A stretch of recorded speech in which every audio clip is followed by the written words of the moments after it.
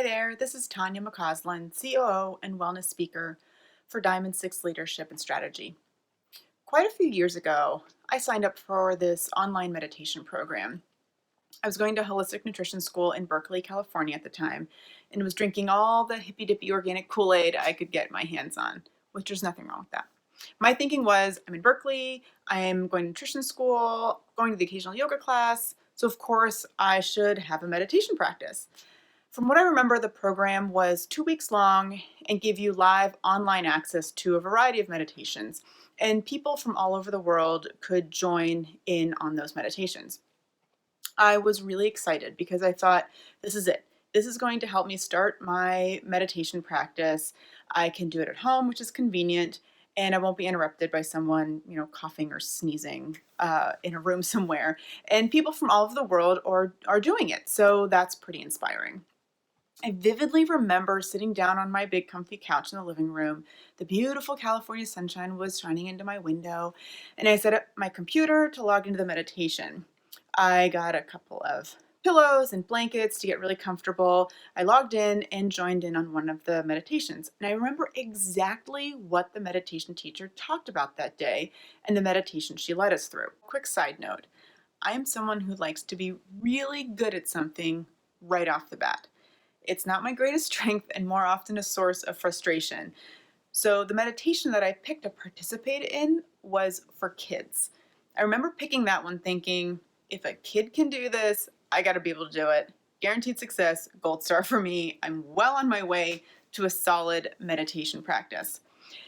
However, that was also the only day I participated in that program, because I also have a hard time sticking with things sometimes. But I learned a little secret that day about meditation for beginners that I've come back to frequently ever since. And by the way, I'm still very much a beginner. The secret is kids' meditation is where it's at for beginners of all ages. As adults, we think meditation is about shutting off our minds and not thinking about anything.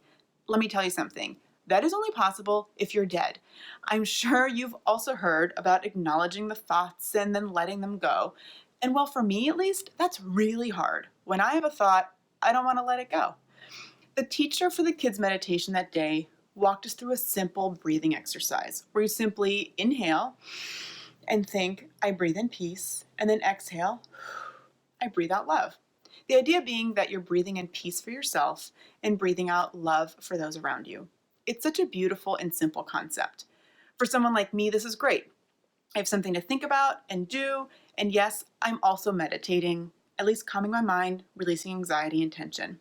I still use this meditation every so often in moments when I feel overwhelmed, upset, unsure, or just a little bit off.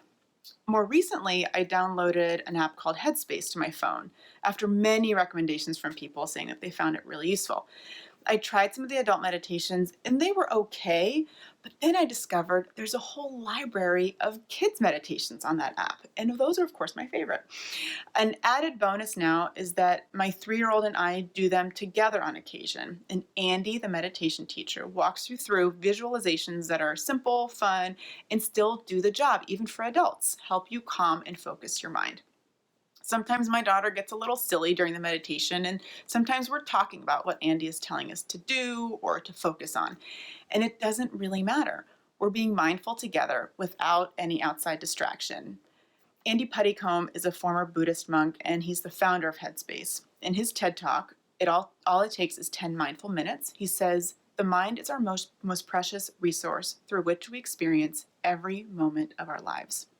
When I'm doing a kids meditation with my daughter, I'm definitely experiencing that moment in my life fully and mindfully, even if I'm not sitting quietly, cross-legged, trying to get thoughts to kind of just pass me by.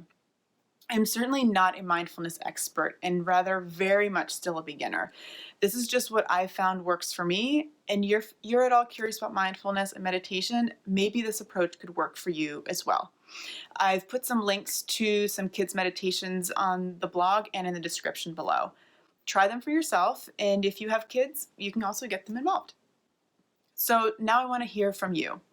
Have you tried meditating? What worked or didn't work for you? Or tell me what other ways you find mindfulness in your life to release anxiety and stress. There can never be too many ideas or inspirations, so please share. I want to hear from you in the comments below. Thank you so much, and I'll see you next time.